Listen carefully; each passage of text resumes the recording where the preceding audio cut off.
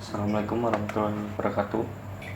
Perkenalkan, saya Yunus Kurniawan dari SGD 3 modul reproduksi akan mempresentasikan mengenai uterus, tuba uterina, dan juga vulva untuk PTA LBM1.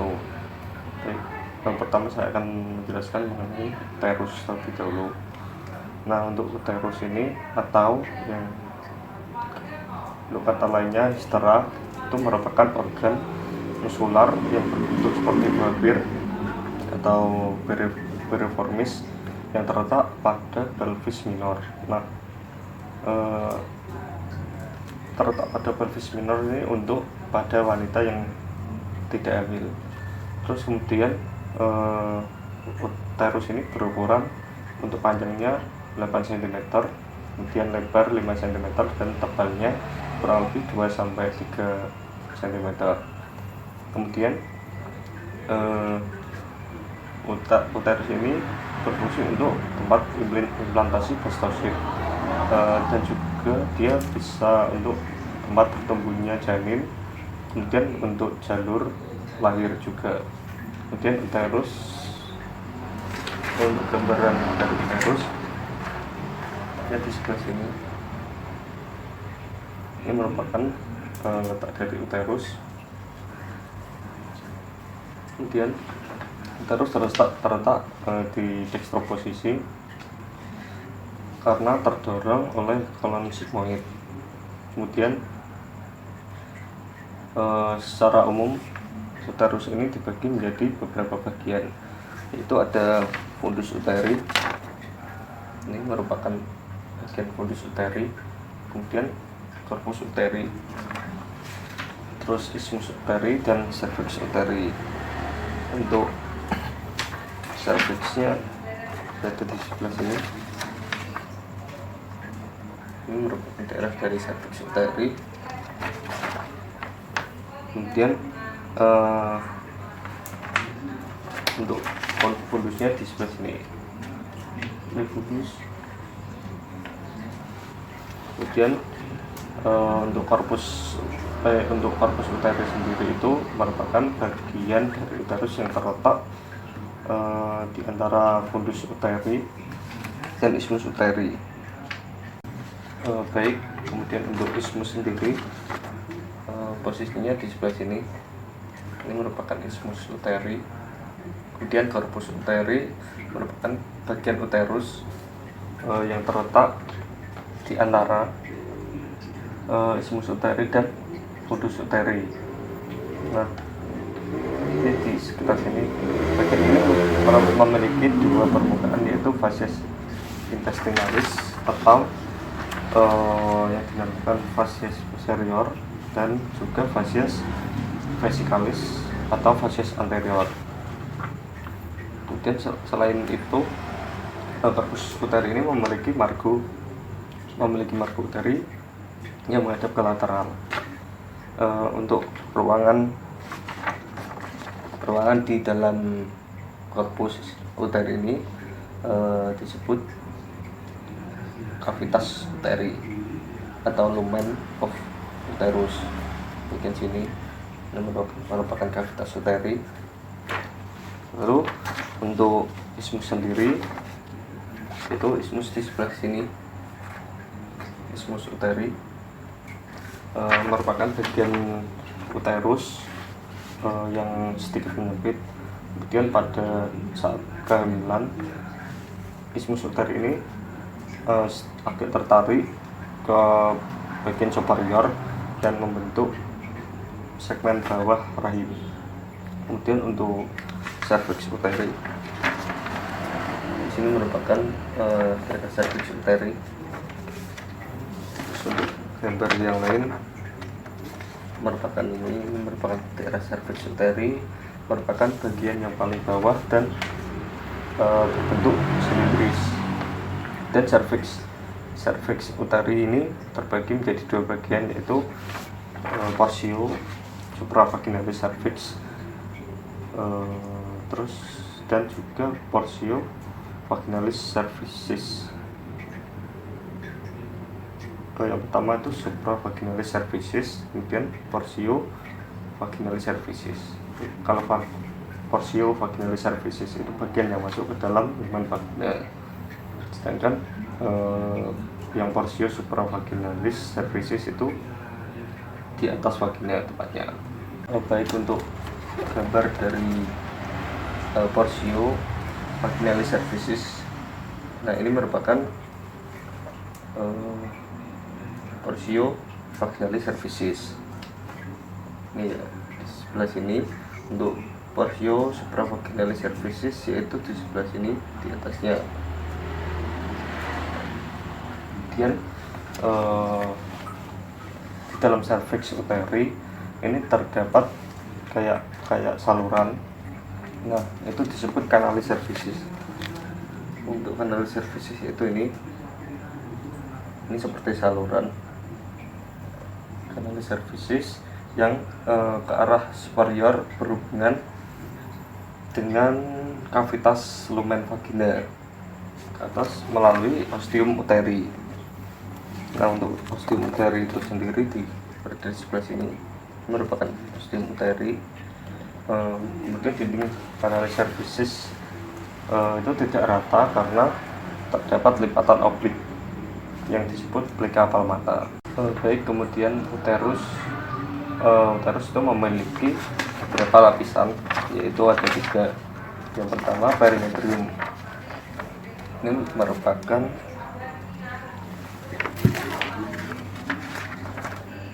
merupakan bagian dari perimetrium. Kemudian ada myometrium, merupakan myometrium. Kemudian ini endometrium.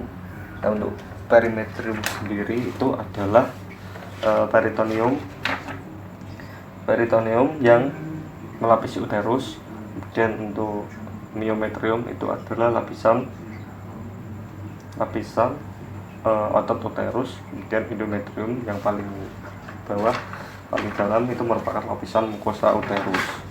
Baik, kemudian uterus sendiri difiksasi oleh beberapa bangunan, yaitu ada ligamentum latum uteri, kemudian ligamentum transversus cervicis, kemudian ligamentum sacrouterina, lalu ligamentum teres uteri, kemudian ligamentum pubocervicale, kemudian ada parametrium dan juga corpus perineal, diafragma pelvis, dan otot-otot daerah perineum. Kemudian saya akan menjelaskan mengenai tuba uterina atau nama lainnya tuba fallopi atau salping. Nah, untuk tuba uterina ini menempati tipe kranial dan di dalam 2 lembar ligamentum latum. Nah, tuba uterina ini terbagi atas 4 bagian. Yang pertama ada pars uterina, yaitu di sebelah sini, pars uterina. Lalu ada isthmus tuba uterina, yaitu di sebelah sini. Kemudian ada ampula tuba uterina sebelah sini. Kemudian infundibulum tuba uterina ini. Untuk pars uterina ini letaknya pars uterina ini pars uterina letaknya intramural, kemudian lumennya tersempit dan membuka dalam lumen uterus sebagai ostium uterinum tuba. Nah, lalu isthmus tuba uterina ini terbentang dari uterus sampai setinggi ekstremitas uterina ovarii secara horizontal. Nah, dinding dari isthmus tuba uterina ini tebal, tetapi lumennya lebih lebar dari pars uterina. Lalu ampula tuba uterina. Tuba uterina ini bagian terpanjang dari tuba uterina. kemudian lumayannya lebar, kemudian dinding tipis. Dia berbentuk seperti berkelok-kelok. Terus di bagian ampul atau tuba uterina ini merupakan tempat untuk fertilisasi, terjadinya fertilisasi. Kemudian bagian infundibulum tuba uterina. Nah, ini batas infundibulum dengan ampula menyempit. Kemudian bentuk dari infundibulum ini seperti corong, dia kayak terbuka ke daerah ovarium atau bisa disebut ostium abdominal tuba uterina. Nah, pada tepi ostium ini terdapat prosesus yang disebut fibra tubae. Kemudian untuk salah satu fibra yang lebih besar disebut fibra ovarica. Kemudian untuk perdarahan arteri dari tuba uterina yaitu dilepaskan dari arteri uterina dan arteri ovarium. Kemudian untuk penyaluran balik darah dari penyaluran limfa,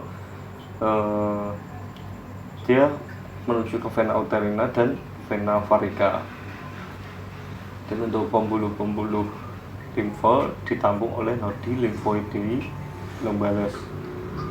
Lalu untuk inovasi dari tuba uterina ini berasal dari plexus ovaricus dan sebagian dari plexus uterina.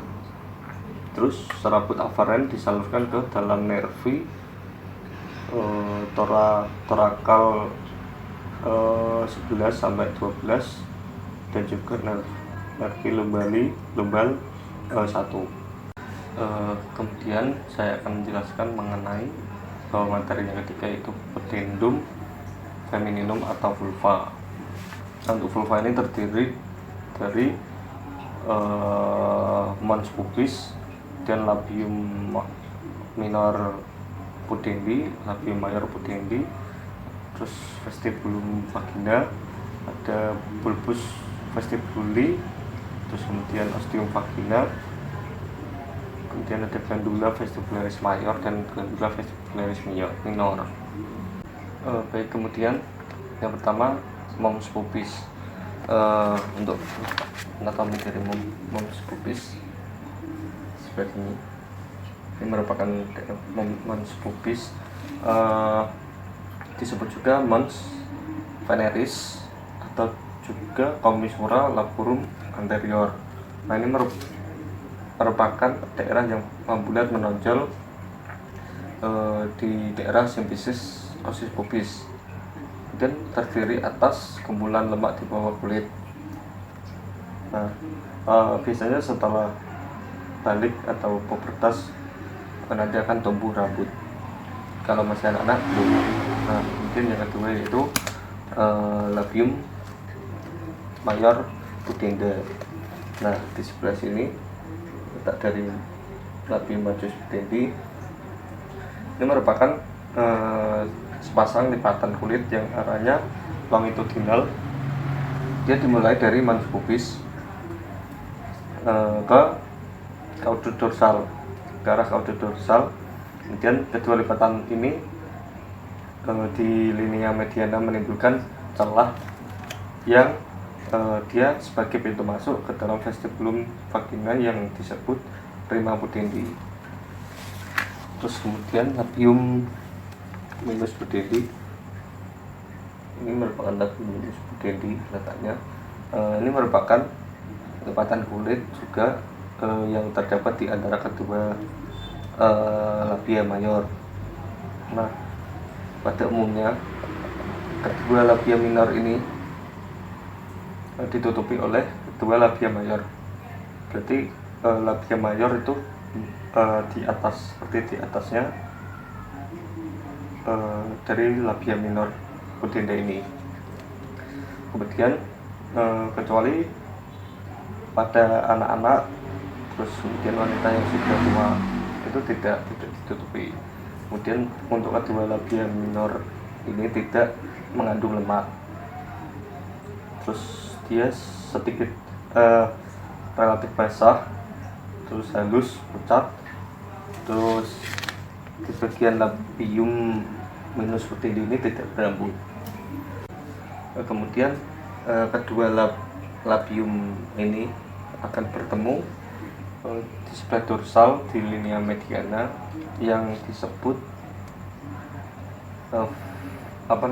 frenulum labiorum pudendi.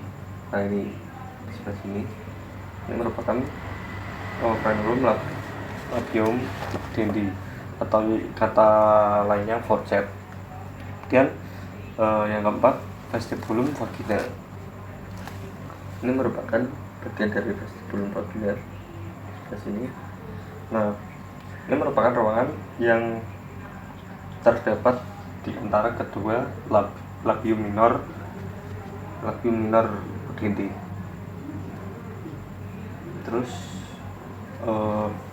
di dalam vestibulum vagina ini akan bermuara ostium vagina, ostium uretra externum, kemudian ductus glandula vestibularis minor dan minor, kemudian juga para uretralis. Nah, kemudian yang kelima, bulbus uretralis, bulbus vestibuli, yaitu ini bulbus vestibuli bagian sini. Ini merupakan bulbus vestibuli.